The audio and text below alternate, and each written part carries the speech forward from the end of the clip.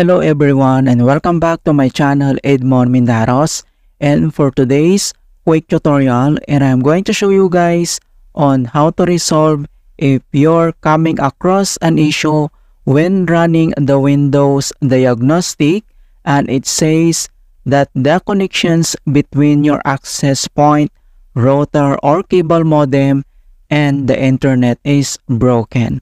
Kung paano ba natin ito i-fix, and without further ado, and let's go ahead. So the first thing I would suggest is to make sure is that your router is turned on and power up there, and you should attempt to reset your router, which could mean just holding down button for a seconds or unplugging it from the wall or power source and then plugging it back in about a minute. Or other solutions we can do is to open up on a search menu. And dito sa search for apps, so kailangan mo lang i-type dito yung device manager and then click mo lang dito yung open. So dito sa device manager, ang next step ay kailangan mo lang i-select dito yung network adapters. Ito siya, okay? So kailangan mo lang i-click yung arrow na yan para mag-expand.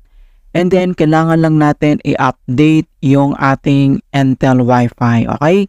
So, iselect mo lang siya and then kailangan mo lang mag-right click and select mo lang dito yung update driver. So, click mo lang yan. And then, pop up tong dalawang options na search automatically for drivers or browse my computer for drivers. So, select ka lang dito sa dalawa and then, itap lang natin tong search automatically. Then, click mo lang yan and wait natin. So, makikita mo kaagad dito na the best drivers for your device are already installed, in hope na na-resolve yung problem. But if the error still persists, so ang next solution na pwede natin gawin, so dito lang ulit sa search menu and dito sa search for apps, so type mo lang dito yung CMD or ito yung tinatawag na command prompt, and then kailangan mo lang mag-right click and select mo lang dito yung run as administrator.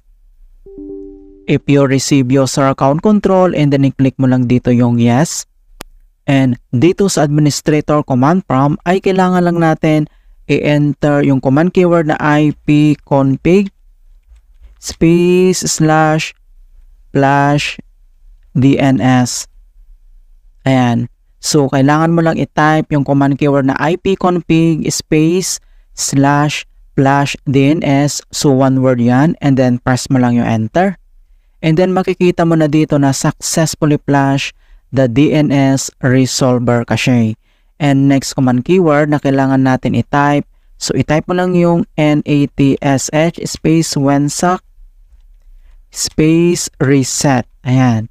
So, i-type mo lang yung command keyword na NATSH space WNSAC space reset and press mo lang yung enter.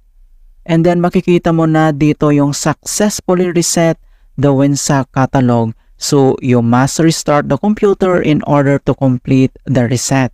So, ang next na gagawin natin, so close lang natin tong CMD and dito lang sa start menu at kailangan mo lang i-click tong restart. Okay, click mo lang yan.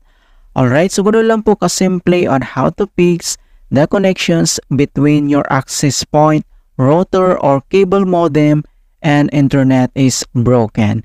And please don't forget to like this video, subscribe to my channel for more quality content.